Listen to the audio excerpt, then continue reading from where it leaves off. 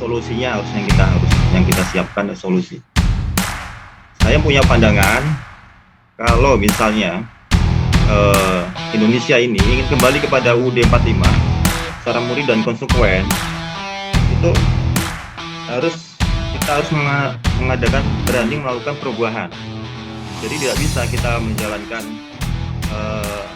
menginginkan cita-cita kembali pada UUD 45 secara murni dan konsekuen. Awalnya adalah Zoom untuk meneropong gelombang perubahan besar Indonesia tahun 2024 ya.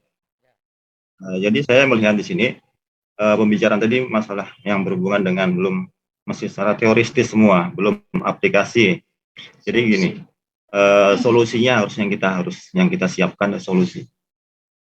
Saya punya pandangan kalau misalnya Indonesia ini ingin kembali kepada UUD 45 secara murni dan konsekuen, itu kita harus mengadakan berani melakukan perubahan. Jadi tidak bisa kita menjalankan menginginkan cita-cita kembali pada UUD 45 secara murni dan konsekuen tanpa belum ada perubahan.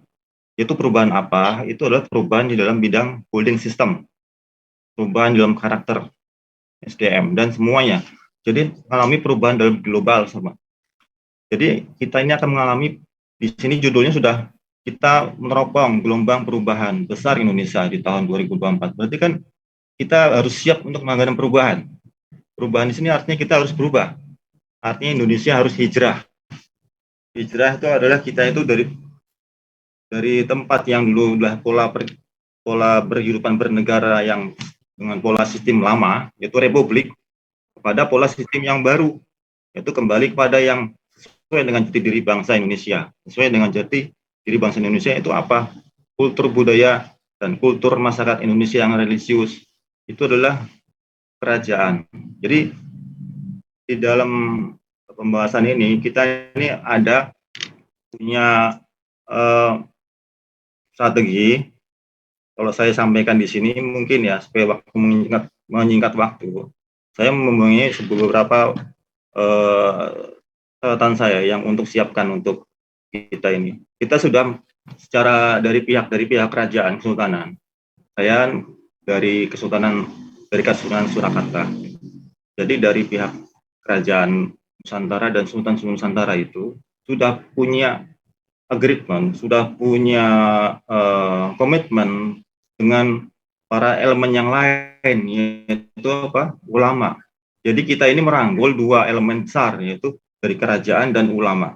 Di sini pentingnya karena kan kita akan mengadakan perubahan besar, di mana perubahan Indonesia ini tidak akan kembali menjadi Indonesia yang baik, menjadi Indonesia suatu perubahan Indonesia yang menuju pada keadilan sosial bagi seluruh rakyat Indonesia, tidak akan terwujud karena kalau masih selama kita menggunakan sistem yang dibuat oleh Yahudi, sistem republik demokrasi. Saya bukan arti anti demokrasi atau anti republik, tapi kita harus jangan menafikan peranan kerajaan Kesultanan Nusantara adalah istilahnya oleh Dr. Mulyadi disebut adalah sistem negara lama.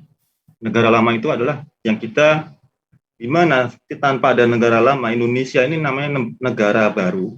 Republik Indonesia ini tidak akan muncul kalau tidak ada negara lama, itu kerajaan Nusantara.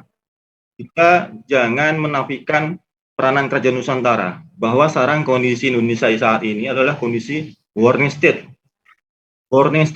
darurat. Dari tadi itu pembicaranya masalah yang tidak arah sini, jadi saya lihat bicaranya harusnya kita mengambil solusi, apa langkah kita, take action langsung. Saya udah secara Oke. Saya sudah paham. 1 menit konkretnya apa? Salahnya apa? 1 menit. Jadi kita secara diplomatis dan strategis dan taktis, saya sudah mempersiapkan dari pihak dari kerajaan dan ulama, dan kita merangkul ABRI TNI, Polri. Kita sudah siapkan Renstra. Renstra itu rencana strategis, action plan, roadmap, dan bullying system secara teratur, terukur, dan terstruktur yang sesuai dengan kondisi rakyat Indonesia saat ini. Ini kita sudah siapkan. Kedua, kita sudah lakukan kepada satukan seluruh kerajaan, dewan kerajaan dengan para dewan ulama untuk dalam satu barisan untuk membentuk suatu peradaban baru Indonesia menuju Indonesia baru.